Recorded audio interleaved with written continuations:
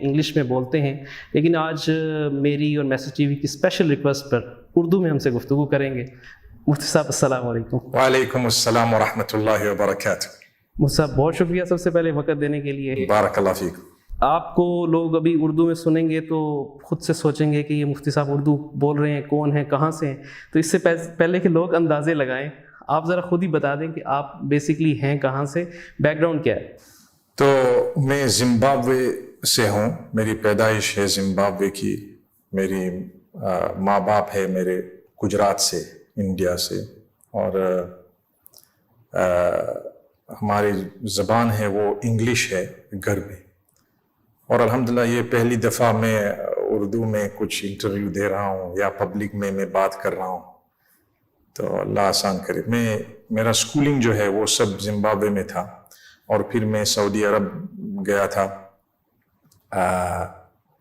وہاں پڑھائی حاصل کی ڈگری شریعہ میں، اور وہاں سے انڈیا گیا تو اس سے فائدہ ہوا کہ اردو زبان زیادہ سیکھنے کا موقع ملا الحمدللہ۔ اور آپ کے والد صاحب بھی عالم ہیں؟ جی ہاں۔ وہ زمبابوے میں ہوتے ہیں؟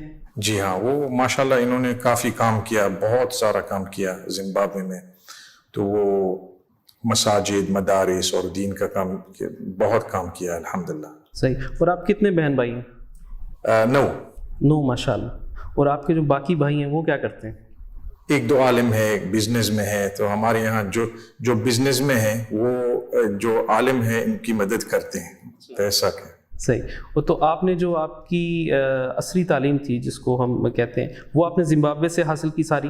جی ہاں، وہ وہاں برٹش سکولز ہے، اس لیے کہ وہ برٹش کالونی تھا۔ جب میں 1980 کو ہم آزادی ملی، تو اس کے بعد سب برٹش جو سکول تھے وہ یعنی ان کا اثر جو ہے آج تک ہے، تو ایجوکیشن سٹینڈرڈز بہت ہائی ہیں، بہت ماشاءاللہ اچھے ہیں۔ صحیح۔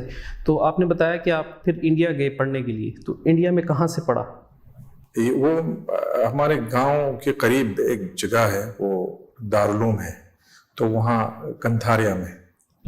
وہاں سے آپ نے جو یہ درس نظامی کی تعلیم حاصل کی، جو عالم بننے کا کورس ہوتا ہے جو؟ ویسے ہم نے اس وقت پوچھا تھا کہ کہاں، میرے والد صاحب نے کہا کہ اردو زبان بہت اہم ہے، اور یہ دین کے حساب سے بہت سارے لوگ اردو بولتے ہیں، اور بہت کتابیں بھی، اور بہت اردو یعنی عربی کے بعد، لیکن وہ بھی ماشاءاللہ بہت اہم زبان ہے۔ تو انہوں نے کہا کہ آپ اگر جاویں تو اس سے بھی فائدہ ہوگا، تو پوچھا تھا کہ کہاں پہ میں فٹ ہوتا ہوں، تو کچھ مقابلہ کے بعد وہاں کے مفتی صاحب جو ہے انہوں نے کہا کہ نہیں، آپ افتاء میں آ سکتے ہیں، تو پھر وہاں میں نے شروع کر دیا۔ صحیح۔ تو اپنے شوق سے کیا کہ کوئی والد صاحب کی طرف سے زبردستی تھا کہ عالم بننا ہے آپ؟ زبردستی تو نہیں، پہلے سے مجھے تو ڈاکٹر بننا تھا، یہ آنکھ کے، شاید آپ نے سنا ہوگا، لیکن کیا ہوا کہ اللہ سبحانہ تعالیٰ، میں جب چھوٹا تھا تب حفظ کیا، 9 سال کا شروع کیا، اور 11 تکملہ ہوا، تو پھر اس کے بعد کتابیں شروع کی، اور یہ فقہ اور عقیدہ اور یہ سب، تو میں جب 16-17 سال کا تھا تو مکمل حدیث کی کتابیں اور سب مکمل کیا تھا، لیکن انگلش میں، عربی میں۔ تو پھر اس کے بعد میں مدینہ شریف گیا، اور اس کے بعد انڈیا، تو الحمدللہ وہ ایسا نہیں کہ کچھ زبردستی، لیکن اچھا تھا، اس لیے کہ ہمارے یہاں اکثر ایتھنک انڈینز ہوتے ہیں، ایتھنک پاکستانیز، ایتھنک بنگالیز، تو ان میں اگر بات کرنی ہو تو یعنی ضروری ہے کہ آپ سمجھیں کہ کیا ہے کیا نہیں ہے، تو الحمدللہ ہوا۔ تو مدینہ میں آپ مدینہ یونیورسٹی سے پڑھے ہیں؟ جی ہاں۔ تو یعنی آپ کی تعلیم زمبابوے، انڈیا اور سعودی عرب، ان 3 ممالک سے آپ نے تعلیم حاصل کی۔ صحیح۔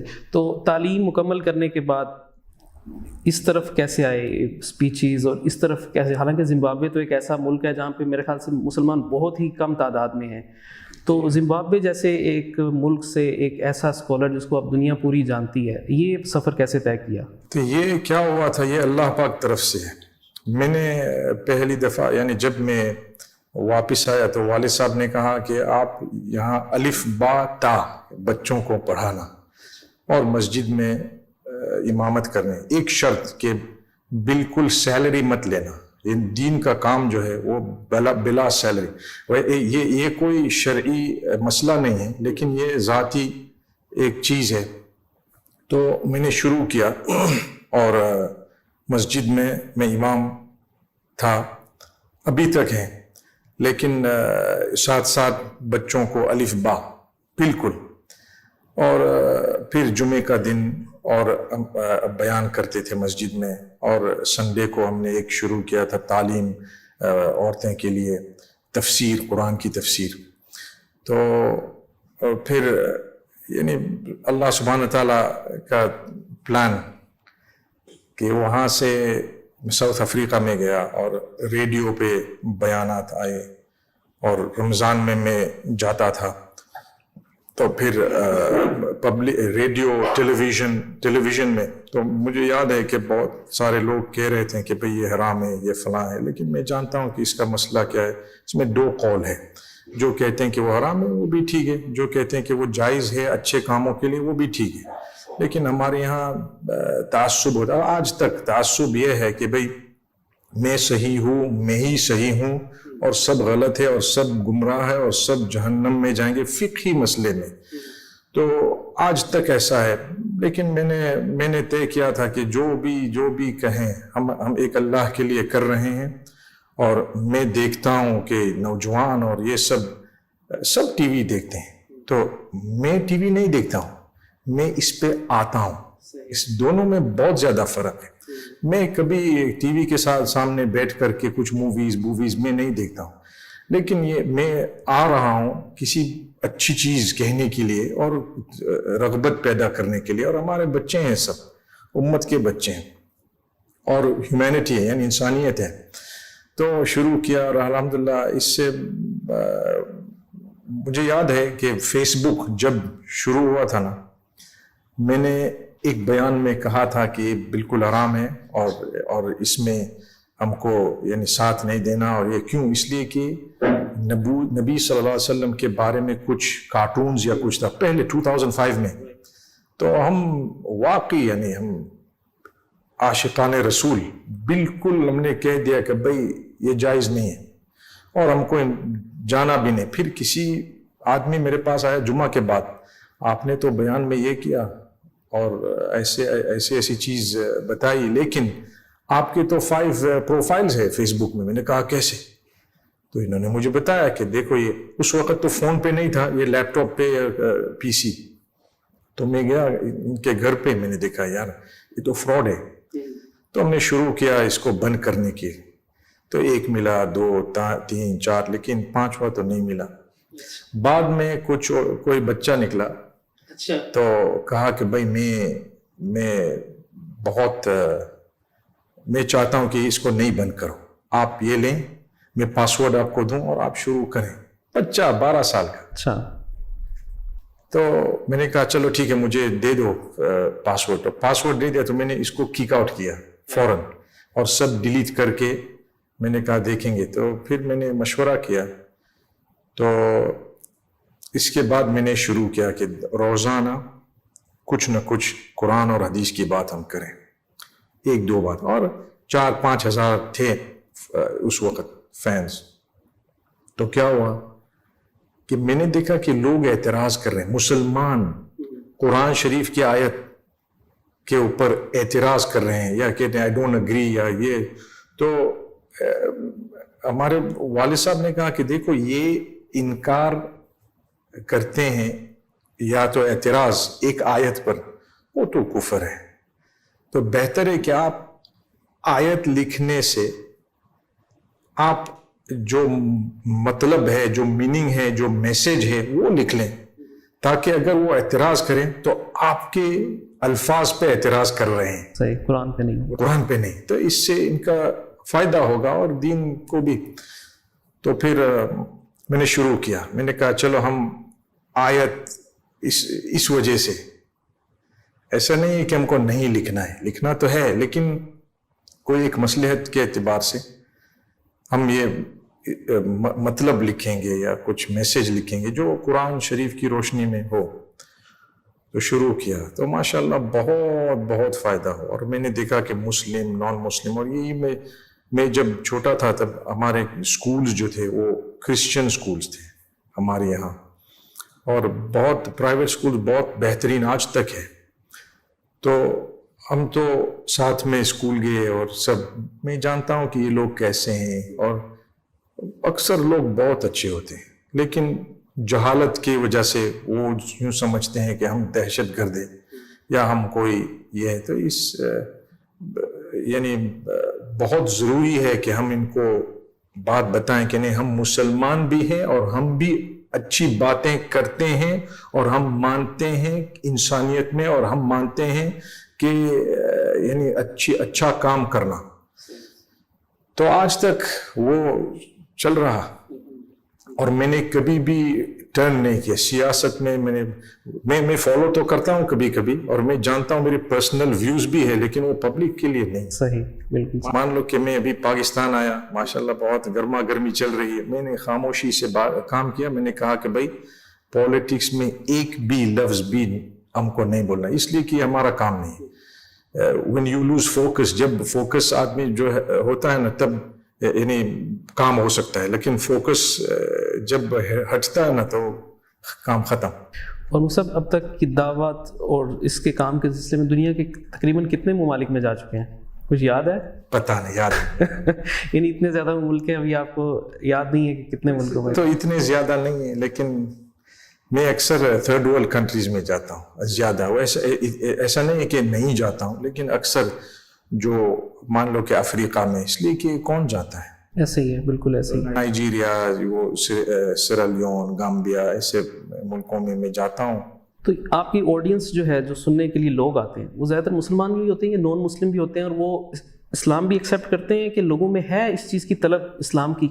90% مسلمان ہوتے ہیں, اور نان مسلم شاید 10% ہوں گے, کبھی کبھی اور زیادہ کبھی کم, لیکن مسلمان بہت بہت بنتے ہیں. میں پہلے وہ ویڈیو کرتے تھے یہ مسلمان بنتا ہے نہیں, اور یہ ماشاءاللہ کل ابھی تو میں کہتا ہوں کہ یہ شہادت کی بات ہے نا, وہ پرائیویٹ ہے, اس میں مجھے ریکارڈنگ کرنے کی ضرورت نہیں ہے اور کسی کو بتانے کی بھی ضرورت نہیں ہے. وہ کلمہ پڑھ لیا, اس سے زیادہ وہ فالو اپ جو ہے وہ اہم ہے.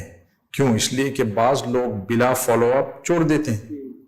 تو فالو اپ کا مسئلہ یہ ہے, اس میں کوشش کرتا ہوں کہ کسی کے ساتھ ہم کنیکٹ کر دیں, اس کو کنیکٹ کر دیں, یا اگر ہمارے ملک میں ہو تو ہمارے ساتھ ہو.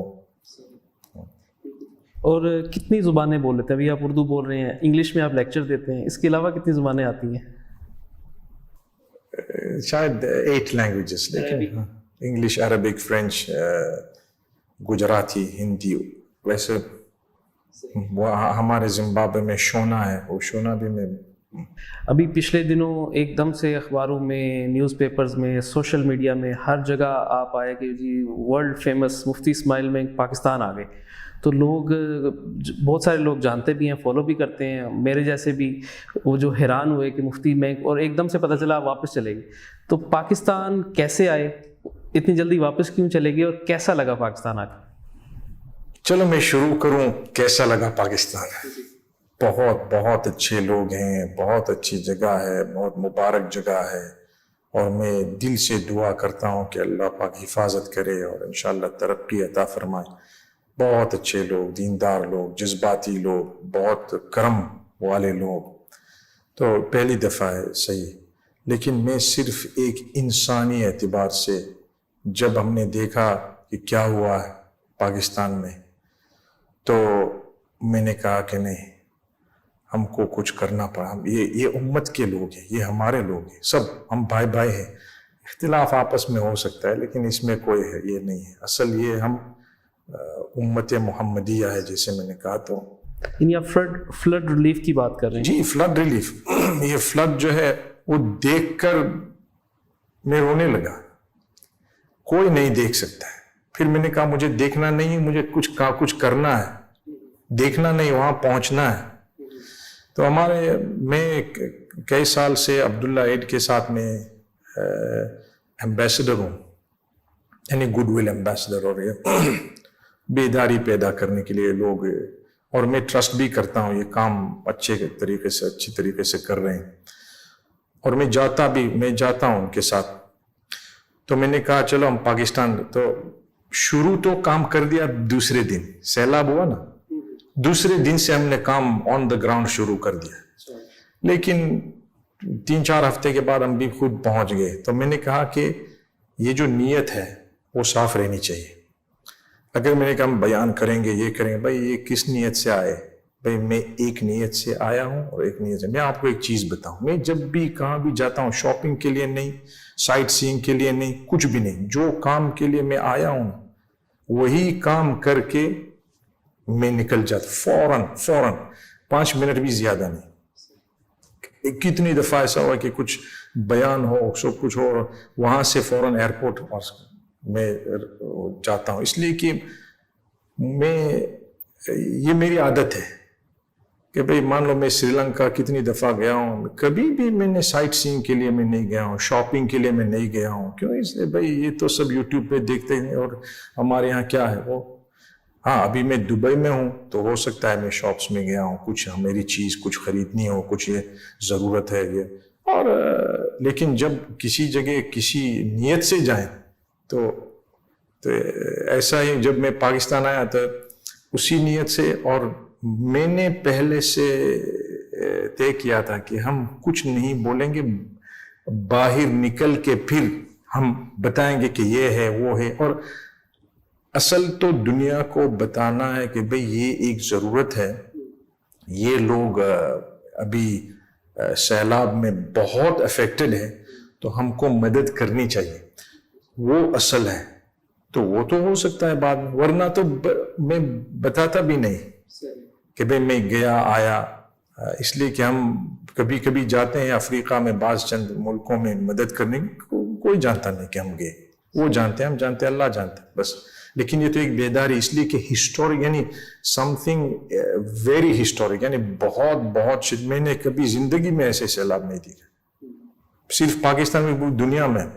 تو میں نے کہا یہ ہمارے بھائی, اگر ہم نہیں مدد کریں گے تو کون کرے. اور ہے بہت سارے ہیں, لیکن میں نے دیکھا کہ جتنا بھی ہم کریں نا وہ کم ہے.